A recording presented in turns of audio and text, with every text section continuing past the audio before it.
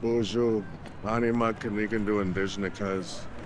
Makwandonem Waswagang and Dunjaba. That means my Indian name is that means long traveling golden eagle. I'm from the Bear Clan and I'm from the Lactoflambo Indian tribe. I grew up here in Minneapolis, Minnesota, and it was hard. Um, Both of my parents are hardcore alcoholics, and I grew up in the foster system.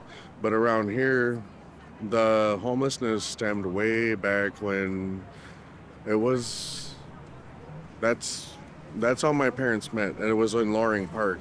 So there was a bunch of homeless natives over there, and they built Little Earth, and then they built these complexes here. But the reason why I hold the flag, this place asked me to hold the flag, is because my cousin is Clyde Belcourt, and he's the one that started AIM. And when he started AIM, it was because they were getting beat up. Like native men were getting beat up, and like when they would walk around here drunk, they were getting beat up. The cops would put them in their cars and they're beating them up. But so the other guy that was with me, um, my mom used to date his uncle, and they went through like domestic abuse and Little Earth. That's where I grew up at, was Little Earth, and it was hard. Like it was like every day it felt like there was just trauma every day. It didn't feel like home. Like it just felt like every day I had to be afraid if I had to call the cops for my mom because she was getting beat up. And it just, then I lived there. I had my own place there, and it just, I don't know, the struggles we have to go through around here, and they're tough. My grandma lived right there at those yellow buildings right there. My grandma lived there 30 years. She was about there 30 years, and that's why I have my name right here. Yeah, she lived there, but everyone liked her here. When this place, I have a picture of it. We were all in the back over there, and oh my God, there was hundreds of us. That's the last time this community has come together. Because other than that, it's this community is very broken. It is. Sorry, I don't know. But other than that, yeah, I like this community. This place built me. Like I don't live here anymore, but I grew up here, and this is a tough neighborhood. This is, man, it's that building right there. You see that one? They Mystic Lake built those because they were all homeless in those tents right there, and I don't know, homelessness and natives. It's hard. I feel like they judge us. Like when I had to fight hard to get my place, I had to use tribal money to do that, and then they didn't like. At first, they didn't want me in there, but they let me in there. But it's just my bad. I'm sorry if I'm rambling on, but I just know how it is to not, work or not. I've done that. I was sick, and it's just this community is beautiful though.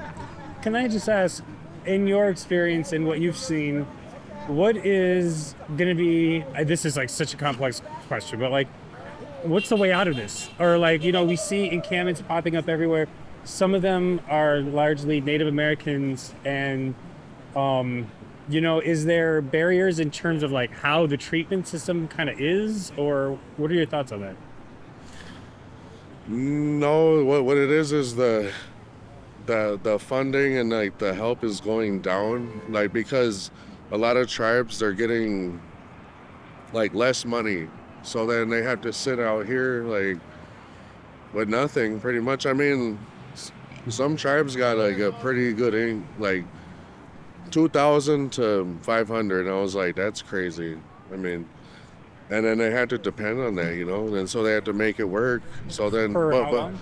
but like what they do is they go to drugs. They want to sell drugs to make it like try to make their money up, and it's just sad because these drugs, nobody knows what's in them these days. I mean, there's fentanyl, there's xylazine, there's all this crap that's going around here, and Like people, they shouldn't be using. You know, I don't use. You know, And if I can close this out, do you have any final thoughts? Anything you've been walking around thinking about? Anything you can share?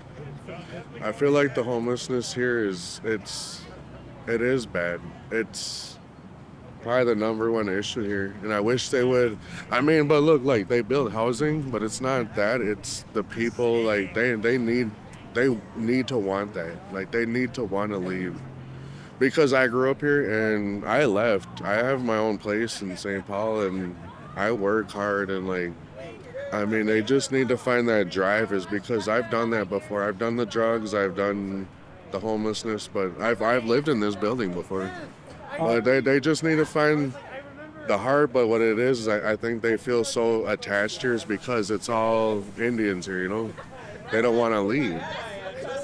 Is there a way that people can find? I'm in recovery, just FYI, like 5.5 years now. Yeah. But is there any way, in your opinion, how do we get people to want that? You said it's more than just housing. How do what is the other secret ingredient? I got so sick of living like that. Like I couldn't do that to myself anymore. I was like, you know what, this is enough. Like I've watched people die in front of me. I've had to Narcan 4 people in 1 week. Like my own family died here. Like I got sickening after a while, and I was like, you know what? Like there has to be something. So I put myself in college. College, that was really fun, and they really helped me out a lot. And there's a lot of resources for college for Native people, and we actually get like 13,000 a semester just for being Indian. Like I think that's good, you know. I just feel like there's more opportunities for Indians, and they don't see that is because they're used to this, you know. And I grew up here, but I don't miss it here. Like I just feel like it's a downfall for us. But yeah, that's my story. You know, I went through abuse. Did all of that, but I made it through. And there's a better side, you know. I don't do drugs. I've never did fentanyl. I've never did none of that. And I don't know. I just wish better for our people. We have so many resources and they just don't want to grab it, you know. Very powerful. Thank you. I'm serious. Yeah. Thank you. Yep.